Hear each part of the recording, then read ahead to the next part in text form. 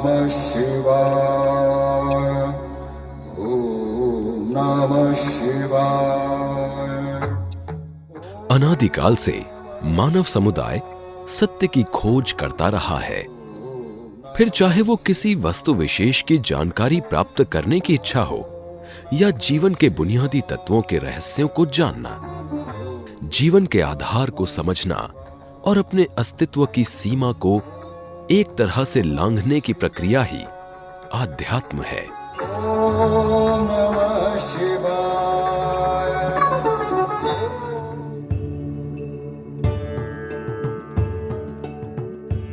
We invite you today to join us and this very mystic as he takes us on a journey to express and explore life, love and laughter.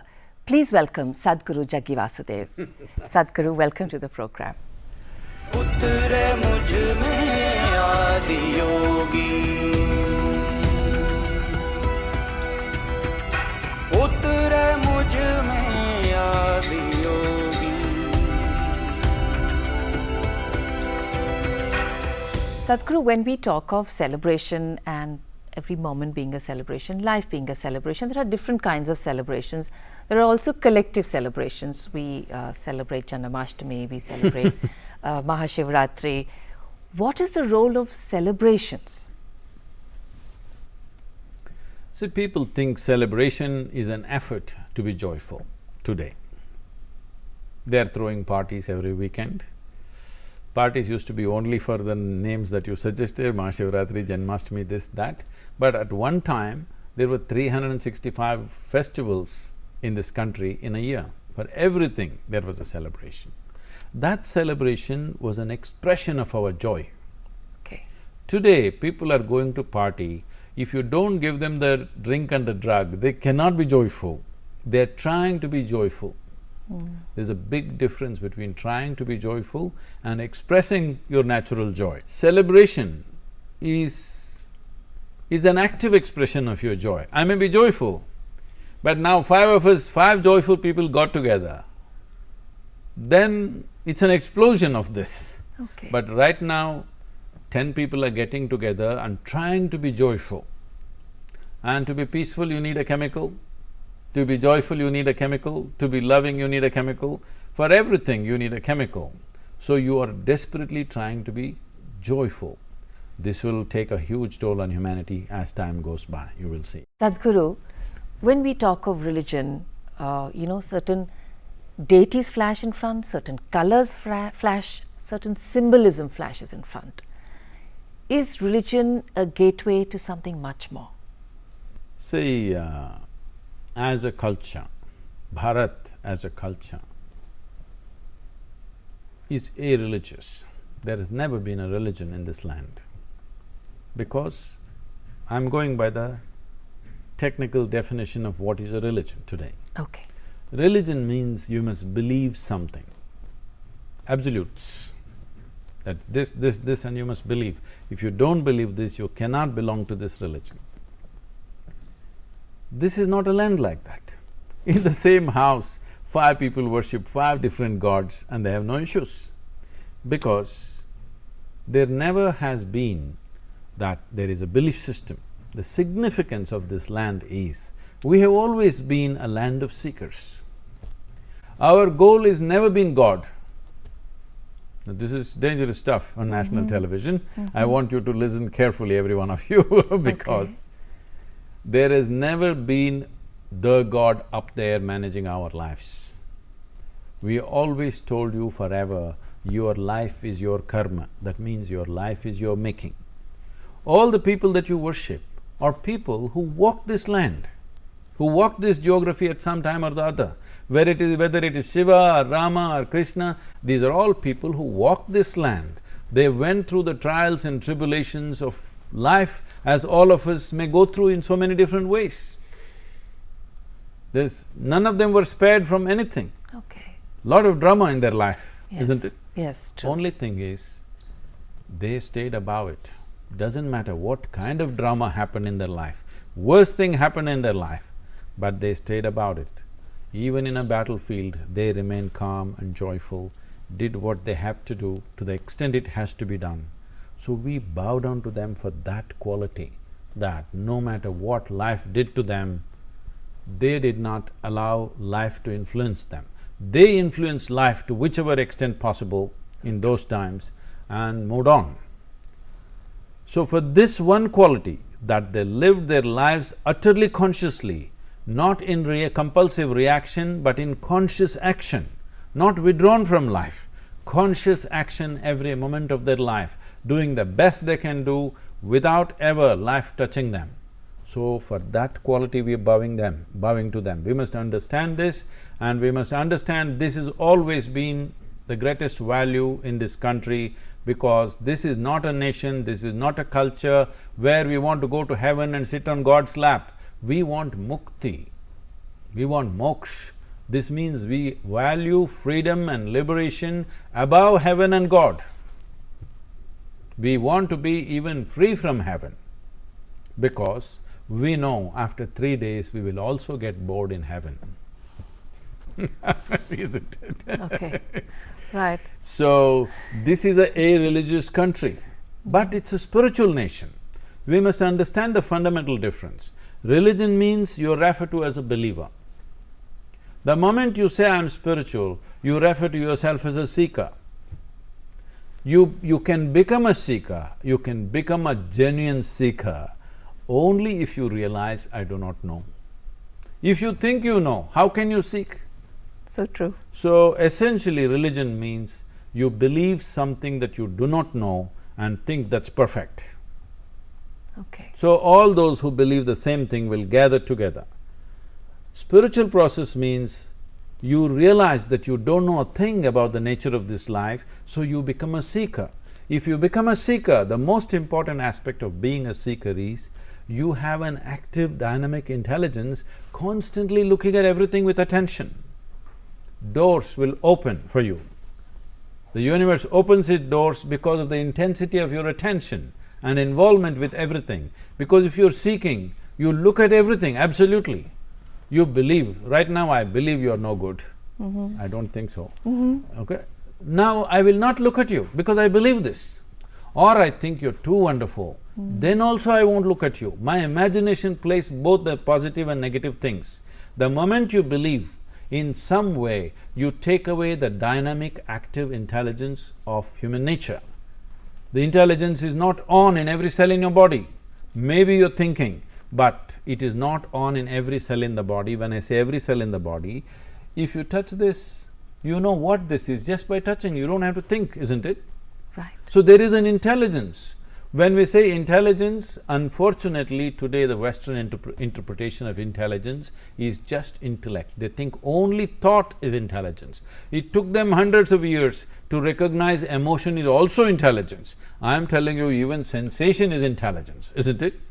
And there are many other dimensions of intelligence within you. Right now, just using one dimension of intelligence, because we can't figure so many things in our life, we take to belief. Why can't human beings come to this much of sincerity? What I know, I know. What I do not know, I do not know. What is the problem? I do not know is a tremendous possibility. Absolutely. Only if I see I do not know, the longing to know, the possibility of knowing, and knowing becomes a reality. Otherwise, everything that you do not know, you believe. If I don't believe the same thing, have me dead because I'm uncomfortable for you. If one knows how to manage one's being, why would one want moksha?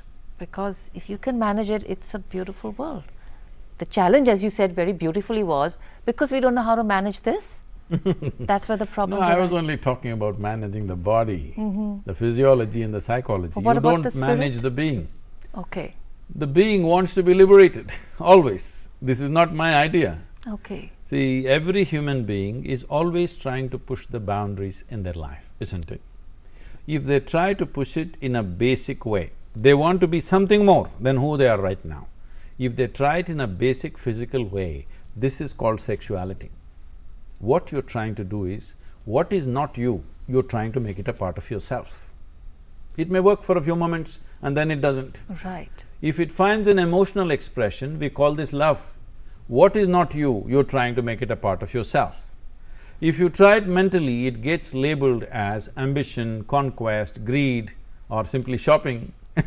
Okay, okay. So if you find a conscious expression, we call this yoga. Yoga does not mean twisting and turning. Yoga means union. You became one with everything successfully. So then we say you are in yoga. Your practicing yoga is different. Yoga abhyas is different. You have become one with everything, means you are in yoga. Are you in yoga, are you practicing yoga? Two different things. Okay. So a yogi means somebody who's known the union of the existence. So today modern science is going about explaining everything in the universe is the same energy manifesting itself in many different ways. If this is so, why is it that you're not experiencing something? The problem is you're using one dimension of your intelligence, which is a cutting instrument. And many lives are in tatters, many people are in tatters, many thoughts are in tatters. They don't and need that's any the help from struggle. outside. Right. They're able to do it by themselves. Self-help, it's called.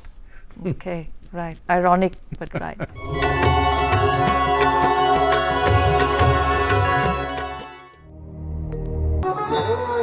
Nagendra हाराय त्रिलोचनाय भस्मांग रागाय महेश्वराय नित्याय शुद्धाय दिगंबराय तस्मै नकराय नमः शिवाय।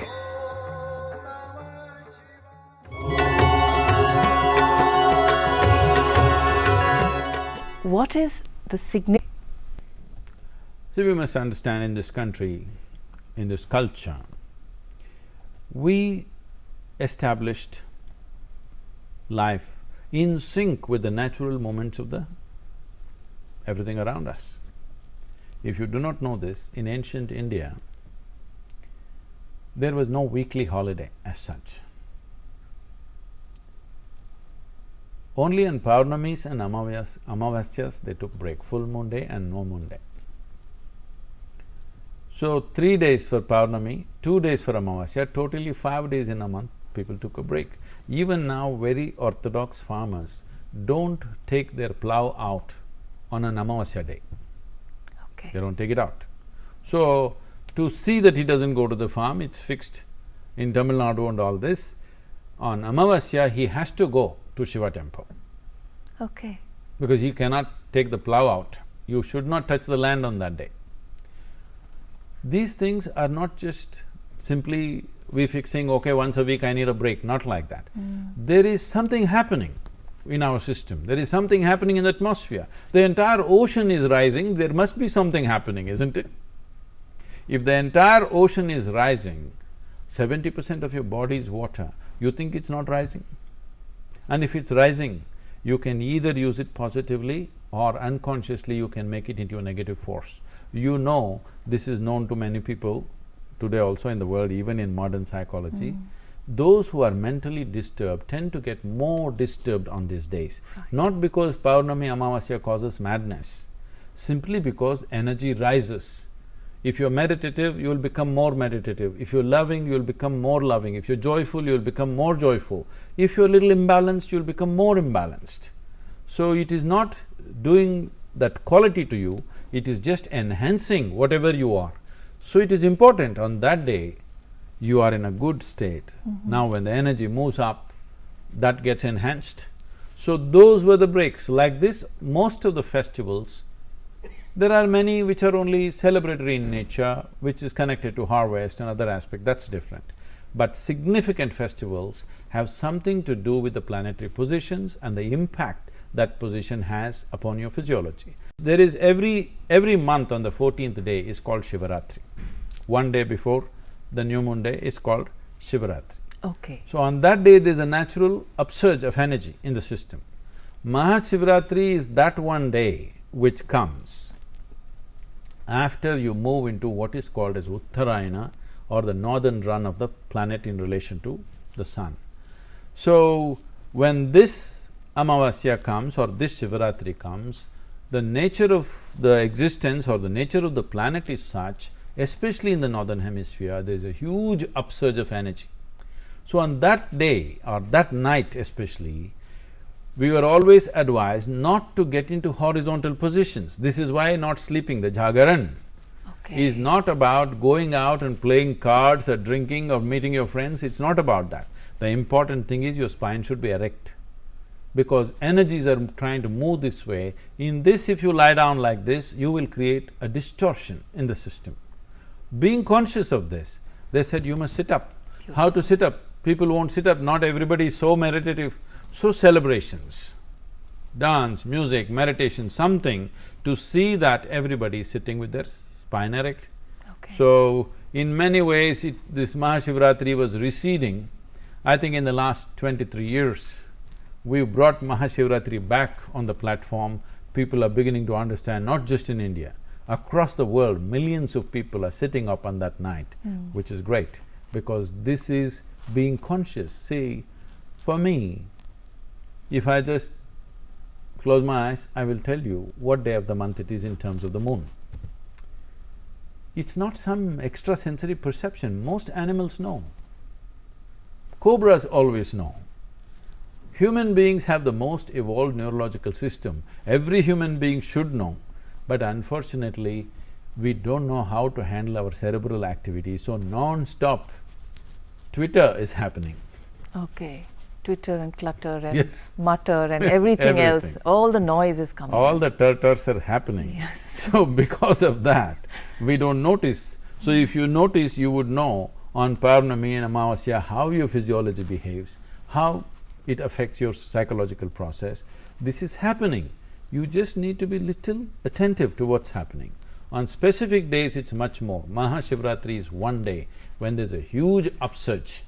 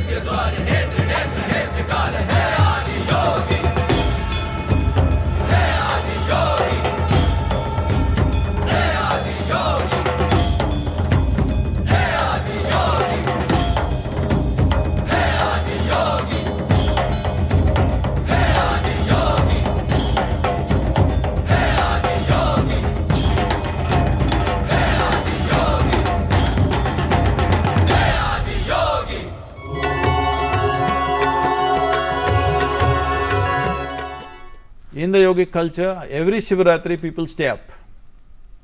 Okay? In the ashram, for example, in the Isha Yoga Center, Right. every Purnami and Amavasya, it's like this. On Purnami nights, the temples are open only for women. Okay. On Amavasya nights, it's open only for men. Okay. Because significantly, masculine and feminine is dominant on those days. Okay. So accordingly, they make use of that space and that energy in a certain way. They are instructed how to make use of it. But Mahashivratri, you don't have to know anything. For anybody, it will work.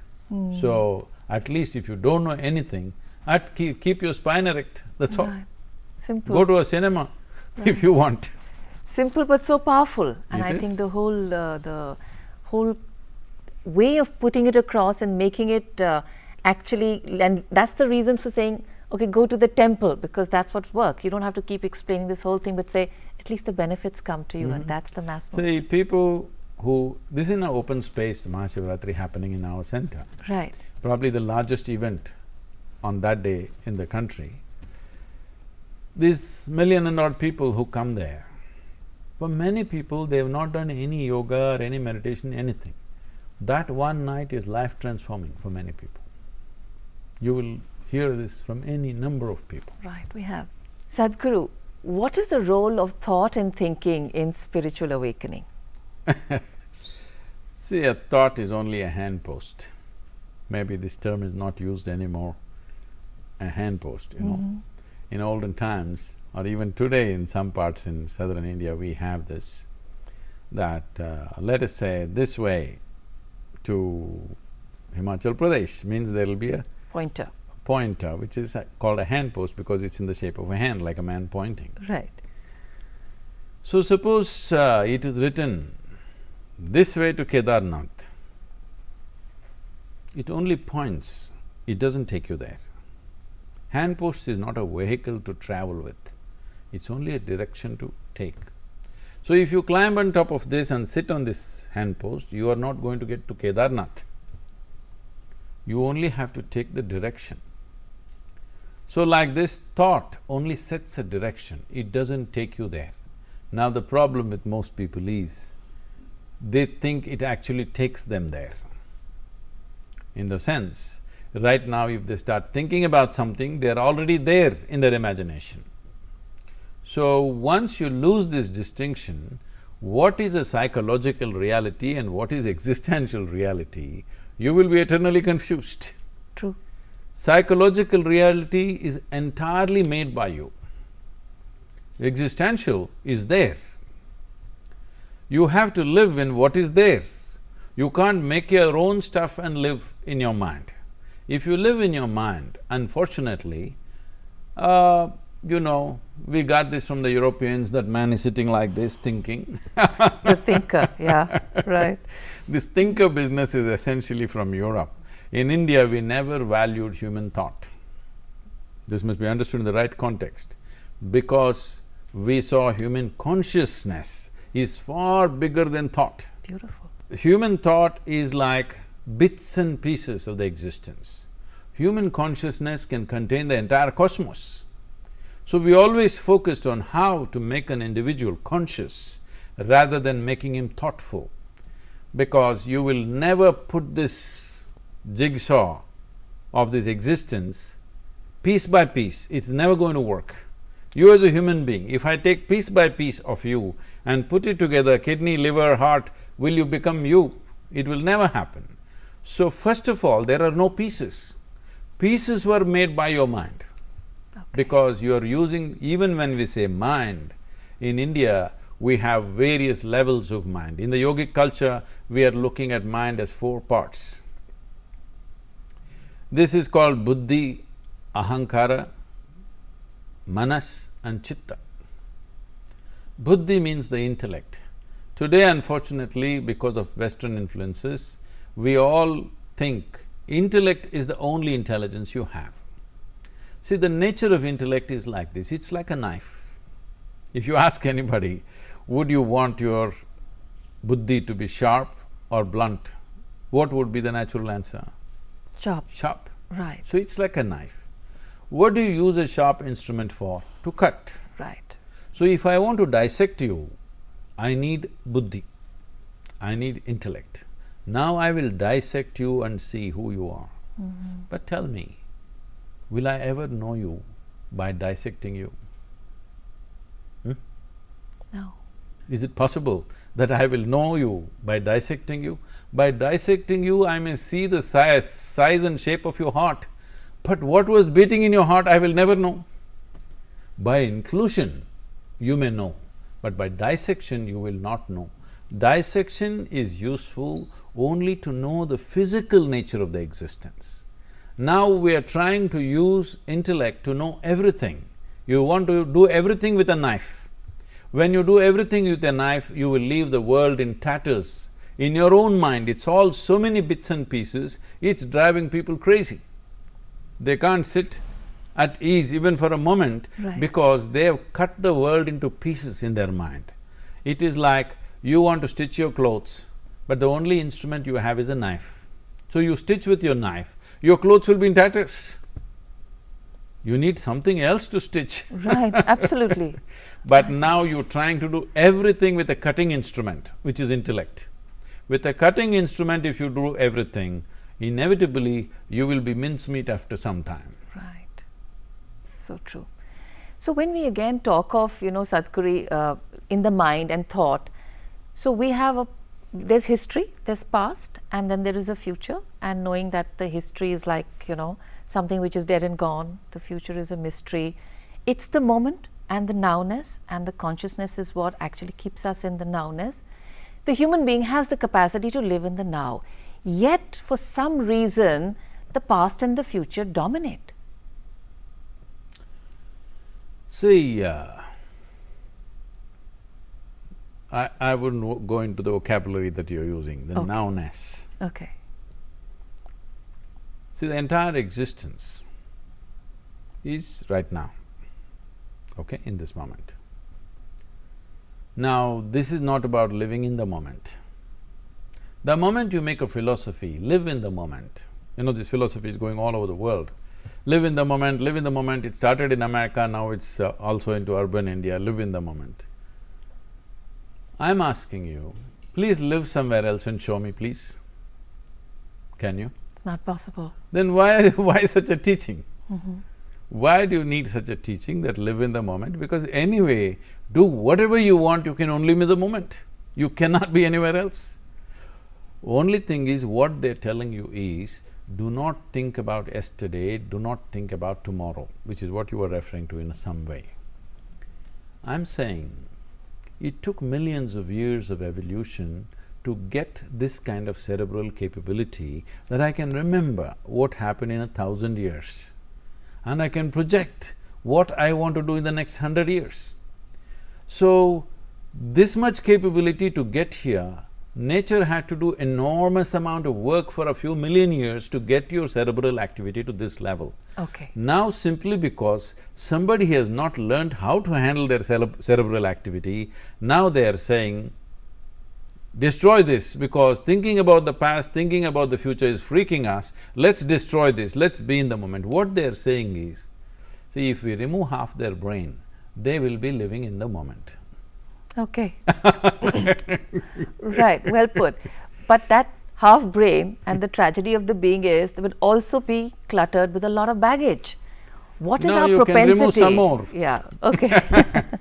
Till there's a no brain. No, little brain enough to just amble around in your house, eat and Right. drink and sleep. Right. You can do that. That may anyway happen to a lot of people in their old age, Right. okay?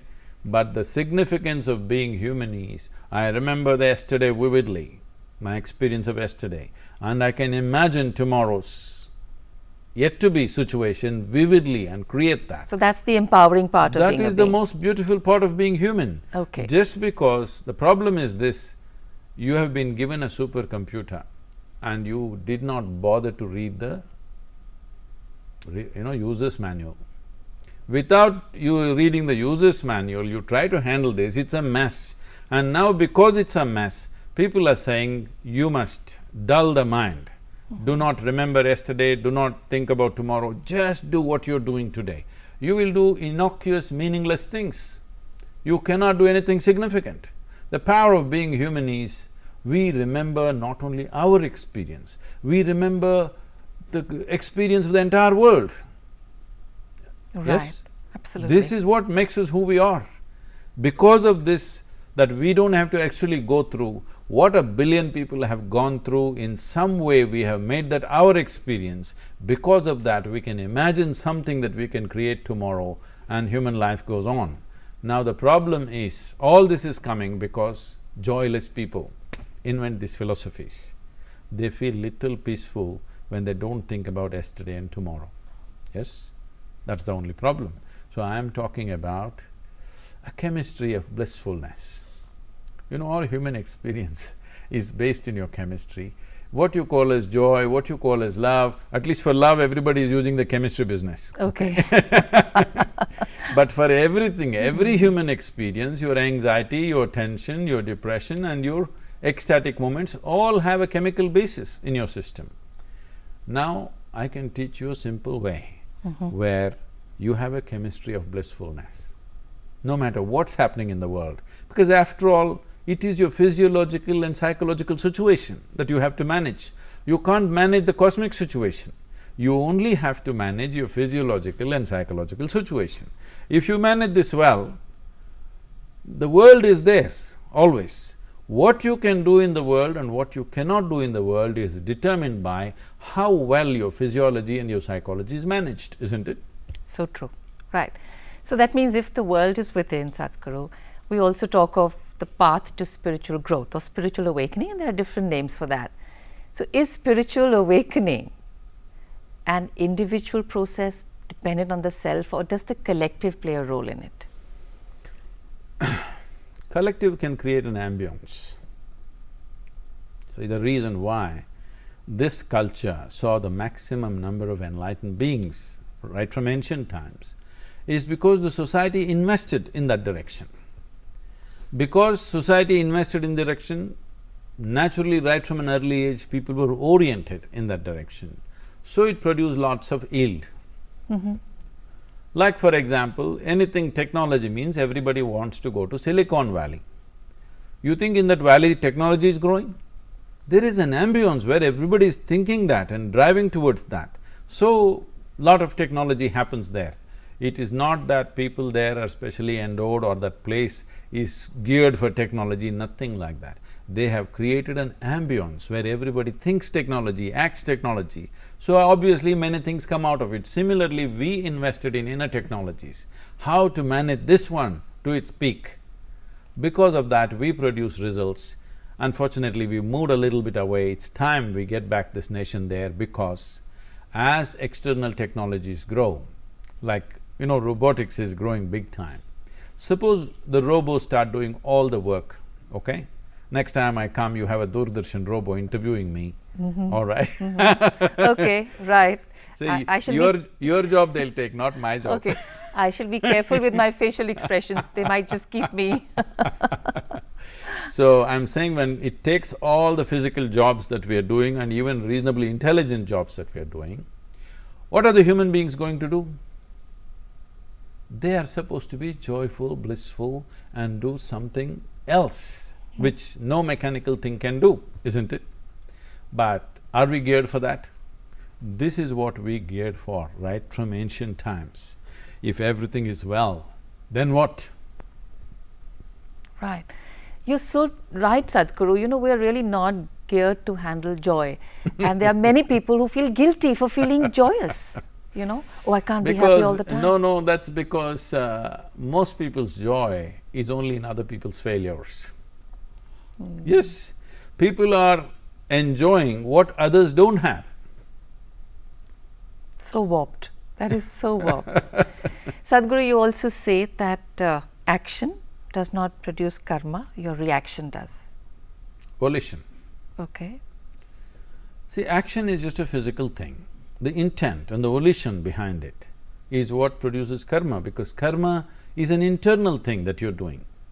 Your thought, your emotion, your intent produces more karma than physically doing something. See, right now, I took this glass in my hand, it slipped out and jumped and hit you in the head. Accident. This is one kind of karma, of negligence. Okay. Or I took this and threw it at you because I don't like what you're saying to me. This is another kind of karma because the intent is to hurt you. Or I want to take this and bang it on your head, but I don't do it out of my civilization. I'll hold it back, but I did it 1,000,000 times in my mind. This is a far deeper karma.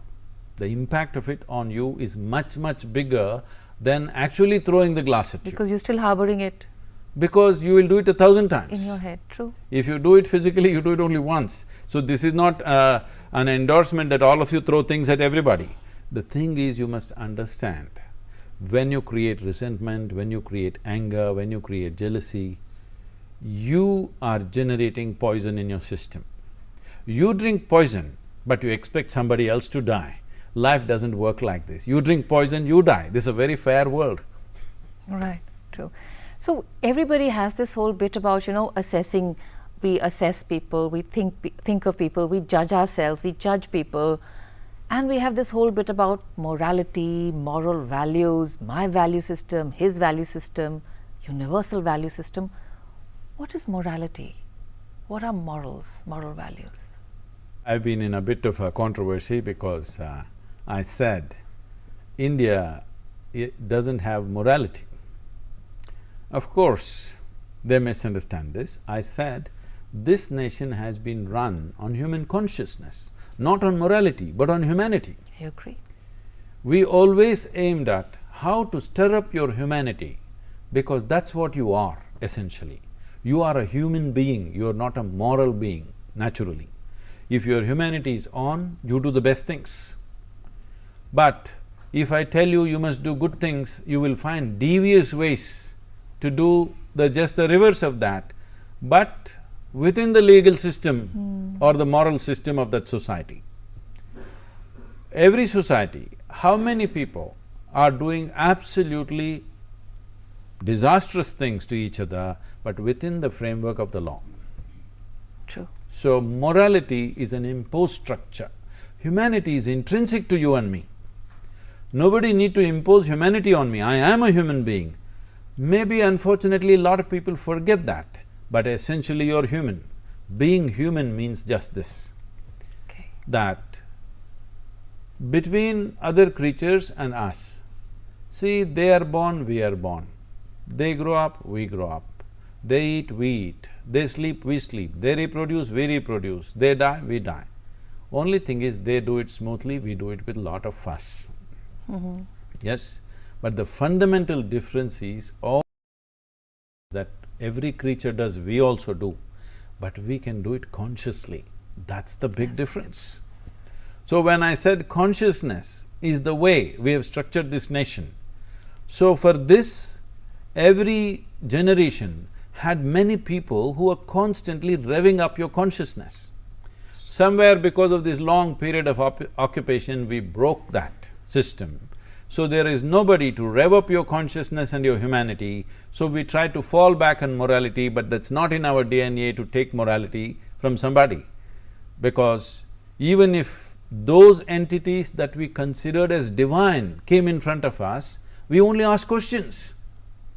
True. When Shiva spoke, Parvati asked 1,000 questions. When Krishna spoke, Arjuna is full of questions, because we are not used to taking commandments from people. Even divine entities come, we will ask questions because we understand in this country a human being has to evolve. A human being can't be just fixed with 5 or 10 morals and say, this is what you do. It's never going to work. We saw that constantly we have to strive to evolve, and this is your making. This is why we told you it's your karma. How you are is your karma. You are joyful, you are miserable, your karma. This looks cruel when you look at it from outside, but this is the only way, this is the most dynamic way to exist. Only if you understand that your misery is your making, you will transcend it. If I think my misery is because of you, will I ever transcend this? You know, I'll just keep blaming, and that'll become the rut of my life. Yes. You know, children are more tender, their consciousness is probably less cluttered. What are some things that we need to be careful with children and start working on their being or allowing their being to grow earlier? As long as adults don't mess them, they're quite fine. Yeah, I keep must away, tell you this. hands off, okay. No, total hands-off won't work. If parents do hands-off, somebody else will put their hand. See, you are not the only influence on your child. There are all kinds of forces. So you can't say total hands-off. I must… You know, my girl grew up with me. When she was 3.5 months old, I was driving across the country with her. This is the time I'm building the foundation, so I'm driving every day. My hand on her, in the front seat, I strap her, just a 3.5-month-old infant. 3.5 months old? Yes. Okay. Just my left hand here, my right leg down, full speed on in the country. So every place I go, I hand over to some… Every day I'm in different homes and families. They did a wonderful job, every one of them. But you know, adults have this problem. When they see a child, they want to teach the child something that has not worked in their life. Ah, nice. Lovely. Yeah. Why I'm saying this? Obviously it's not worked. True. Because between you and your child, who is more joyful? The child. Child. So who should be a consultant for life? You have no business to be advising the child because he knows life better than you. You may know a few survival tricks, but you don't know any better as to how to be.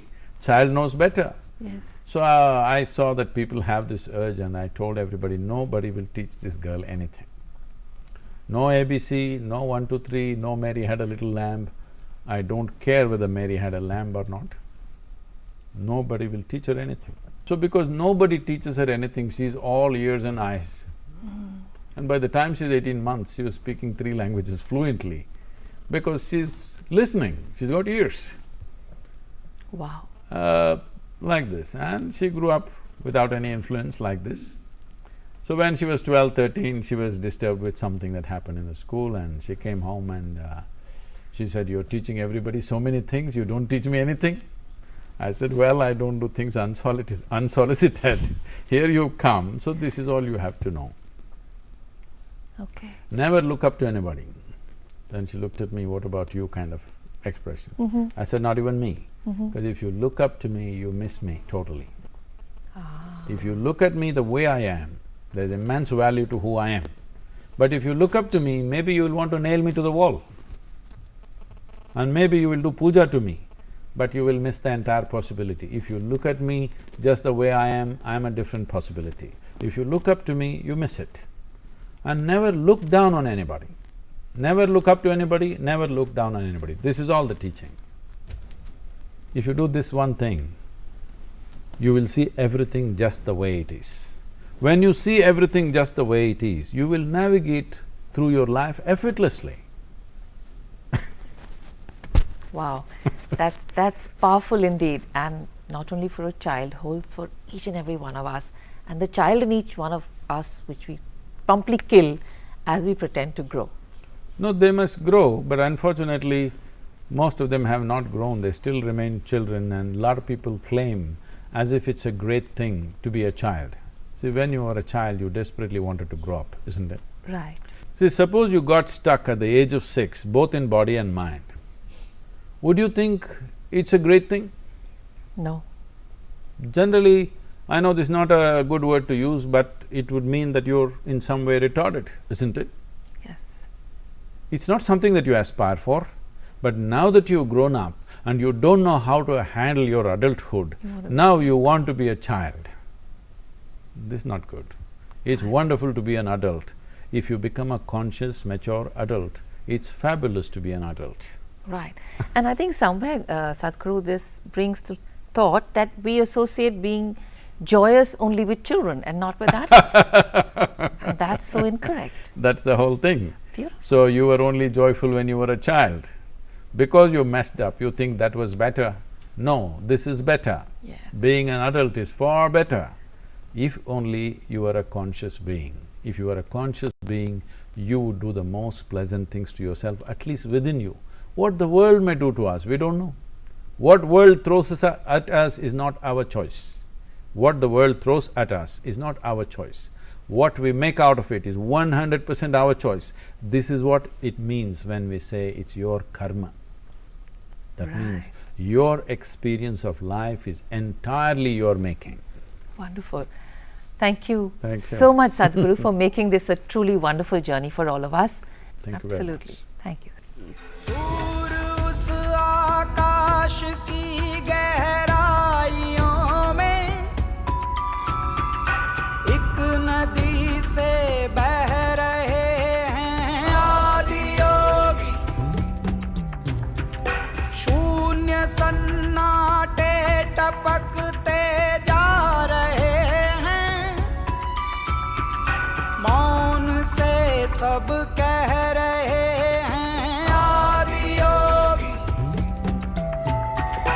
योग के स्पर्श से अब योग में करना है तन मन, सांस शाश्वत सनन सननन, प्राण गुंजन धनन गणनन, उतरे मुझ में आदि योगी, योग धारा छलक छन छन, सांस शाश्वत सनन सननन, प्राण गुंजन धनन गणनन, उतरे मुझ में आदि योगी।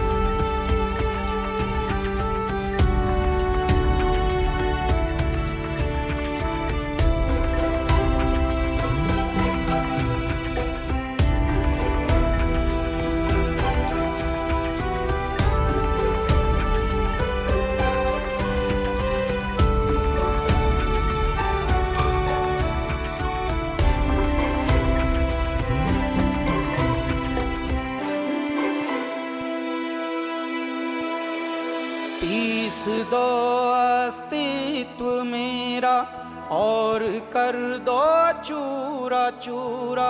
पूर्ण होने दो मुझे और होने दो अब पूरा पूरा। भस्म वाली रस्म कर दो आदि योगी। योग उत्सव रंग भर दो आदि योगी। बज उठे ये मन सितारी जनन जनन जनन जनन। सांस शाश्वत जनन सदनम प्राण गुंजन जनन जनन। सांस शाश्वत जनन सदनम प्राण गुंजन जनन जनन। सांस शाश्वत जनन सदनम प्राण गुंजन जनन जनन। उतरे मुझ में आदि योगी योग धारा छलक छन छन। सांस शाश्वत